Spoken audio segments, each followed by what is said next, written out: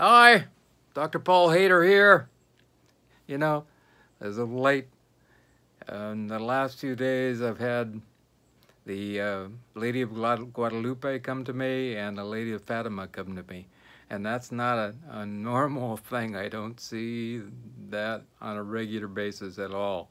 Once in a great while. I saw it just before the Indonesian tsunami that happened, an earthquake, and one other time. And they don't tell me too much about what's about to happen. I mean, they always come when something is about to happen. So I just want to let you know. And what it is, I don't have a clue. But we really need to change our way of thinking and being in this world. There's no doubt about it. The only thing they imparted to me was we need to pray the rosary. And I think that's important. I think a lot of people have given up on God. I have to say that absolutely, positively. They think that they're the end, everything, the end to everything, and that there is nothing else. And this has led to, we have like 40 wars going on right now. Not good. We have more wars going on than at any other time in the history of the world. It's like, wow. And we see people, even in the United States, such anger going on. I'm telling you, it's just amazing. And the amount of racism and clash of people and people not willing to work together. And I think this is causing some of our problems in the world, whether they be, well, I know it. It's causing the wars, and it's causing the strife. It's causing the way we deal with our fellow man and our brother and our sisters. And it's about time that we make some changes in that. And I think it's the humble people who get down on their knees and pray, really. And I think it's important that we all do that. But again, you can talk and tell you're blue in the face, and people won't listen. But once in a while, somebody will listen, or they have their own experience, which is absolutely amazing. When I went to see John of God, it was really interesting. But they do every night a long rosary, and it is pretty powerful. Just amazing. And seeing John of God, it's kind of a mixture of Catholicism and spiritualism to put together, and it is powerful, absolutely powerful. And every religion is welcome there. They even have Buddha's pictures up there, and of course Saint Ignacio and many other great saints. And it's all about understanding that it's all one. Everything is one. And when we start to connect with this oneness, we start to heal our humanity deep down inside. And I have to say, I went as a skeptic because I have not seen this type of healing before with anybody. And when you see it happen, and you see the entities, these balls of light running around through your room, and you've got videotapes of them, and you have them caught on camera. Pretty amazing stuff. I mean, you can't deny it. It's just like, wow, look at that. And I see a lot of people right now being lost. It's absolutely lost. There's no doubt about it. And they wonder why they're lost. I have one man now that, a client of mine, and he's totally addicted to drugs that kind of bring him up every day. And there's really nothing anybody can really do. He's been through a lot of counselors. He's been through a lot of, psychiatrists and psychologists. And the biggest thing he has going is a lot of times he kind of lies to himself, Excuse me. And there's nothing that anybody can do about that. He has to awaken that part of him and decide that, he's not going to lie to himself anymore, and start to be truthful with himself.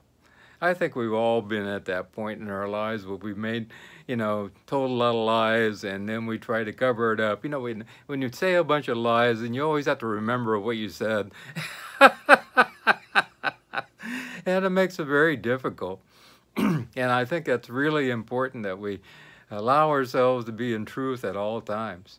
And truth will set us free, absolutely. I mean, just in that simple way, it sets us free. But truth also is something which is analogous to God, and analogous to freedom, analogous to love.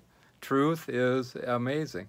But a lot of times people want to hide in the untruth, and I think that's really sad, because we allow ourselves to dig our own hole and we keep going deeper, you know. And sometimes we can have a hard time getting out of the hole. And especially when we become addicted to something, it makes it very difficult for people to get out of that hole, because they've dug that hole so deep with all their untruths that they don't know which way is up anymore. And it makes it really difficult, because they're trapped in their own process, really trapped in their own process, and they're really good at twisting everything and trying to manipulate people. But if you've been doing this work as long as I have, over 30 years, you get to understand that how these people work. You can have compassion for them, but they have to do their own work. And everybody has to do their own work. There's absolutely no way around it. You know, even if a person, I had a man connect with me day before yesterday, and he's on dialysis, but he's not willing to change anything. You know, I still want to drink my beer, he said. Well, I don't think that's very good for your kidneys. So he really never connected with me. I said, you know, send me an email and I'll send you what I recommend. And but he's not willing to change his ways in any way, shape, or form. And so, what do you expect? And so I think it's really important that we allow ourselves to grow and change and become something even better. In fact, I just had a man on Skype. He was telling me, you know, I'm a student of life. I like to change and I like to grow. And he's had sleeping problems for years. And his diet is perfect. Actually, he's on a vegan diet and been that way for years. And so that's not it. Absolutely. He's doing meditation now. He took a TM course and he's really doing great for that. But there's something else. He has this sadness going on, which is keeping him from allowing himself to understand himself deep down inside. And I think counseling is in order. And I think some of that sadness needs to come out, but he's got a lid on it somewhere, and he's not allowing that truth to come to the surface. And he's just not able to sleep. And he's taking all kinds of herbs and all kinds of stuff, even medication. None of it works. And so there is something there, which is he's not allowing himself to bring to the surface of his consciousness. And it will keep him from sleeping because his mind's always going 24/7. And I think a lot of that has to do with doubt. There's a lot of doubt about everything in his life. And when we doubt things, that is total disbelief. There's no faith involved with doubt. You can't doubt things and have faith at the same time. One negates the other. So you have to allow yourself to come to a place of total belief. And, you know, like Bruce Lipton had in his book, Biology of Belief, even in faith, the cell membrane of each cell in our body, the trillions of cells, actually changes when we have belief. So it's really important that we allow ourselves to go into a place of belief, even if it's just science. I mean, at least science. I mean, if you can't believe in things like Jesus or, you know, Divine Mother or Ramana, which is back here in the light actually, Buddha, or, you know, whatever you believe, allow yourself to find that in science. And I think science and spirituality are going to be coming together very soon. And it actually is showing up. We have scientific evidence that prayer does work. It is powerful, and I have studies showing that people in 2 different hospitals, one being prayed for and one not being prayed for, the people in the hospital being prayed for get out sooner and recover faster. And these have been done over and over and over again. And meditation, we can show that just from a scientific viewpoint. We can take groups of people go into a place like Washington, D.C., and meditate on peace, and in 24 hours we see a drop in the crime rate by 25%. And this has been replicated hundreds and hundreds of times. And so this science and spirituality is coming together. We know from a deeper perspective of a universe which is conscious and alive, that we, just like in the holographic universe, the book, we allow ourselves to understand that everything is interconnected. And there's been a lot of studies where they actually have taken people into total soundproof and electronically proof rooms, give them an image to look at, and then, you know, down the corridor, way down in another soundproof, electronically proof room, they have a person who has a blindfold on in a dark room, and they try to send that image for that first person to the second person, and 86% of the time, the other person picks out an image which is exactly, or talks about, or draws an image of exactly what the other person is trying to send.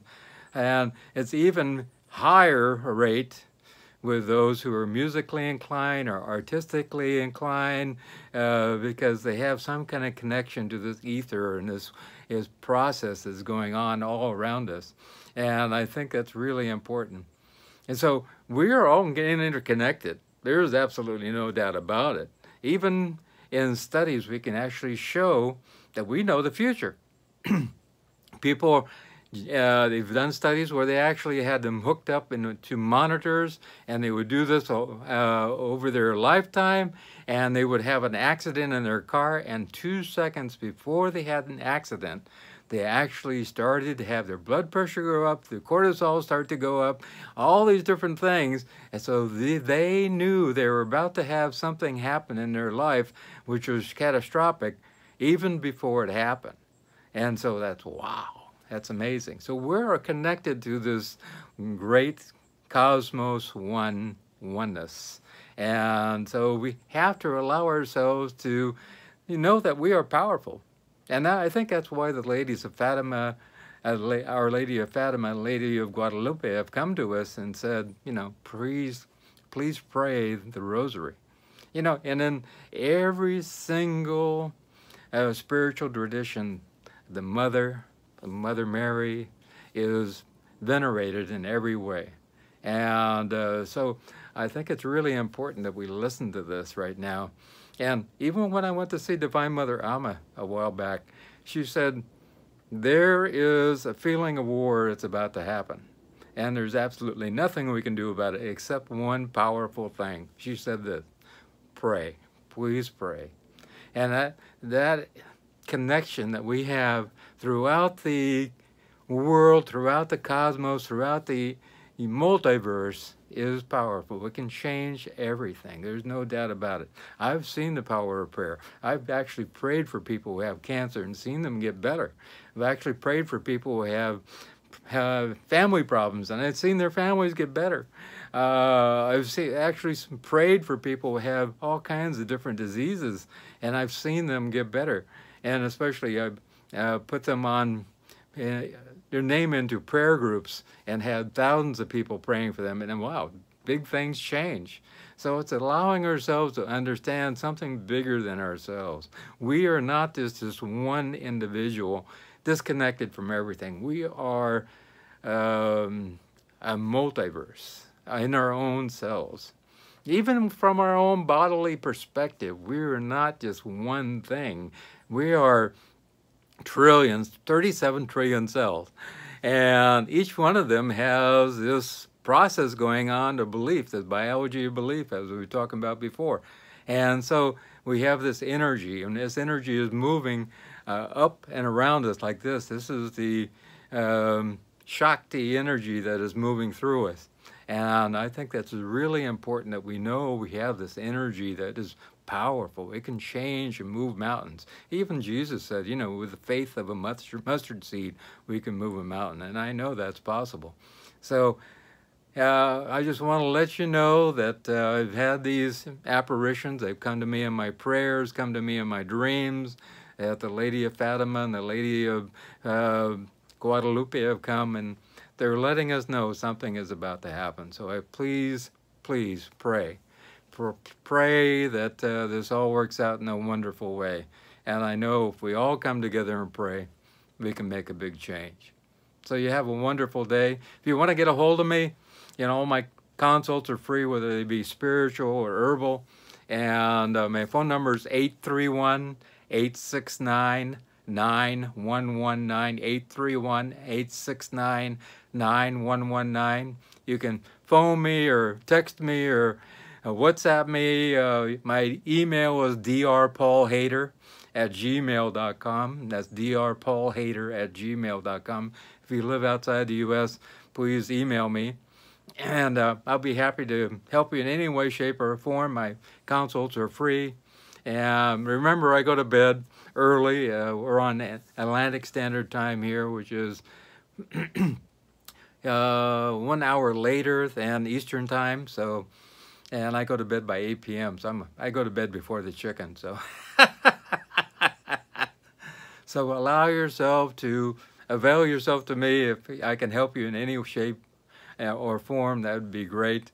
And I would love to speak with you. I enjoy talking with you on a regular basis. Some of you actually call me on a regular basis and we chat, and that's really a lot of fun. I had a man yesterday talking to me, and we have a great time interacting. So allow yourself to have a great day, and enjoy your wonderful Sunday, and most of all, above everything else, remember this is one thing. I love you.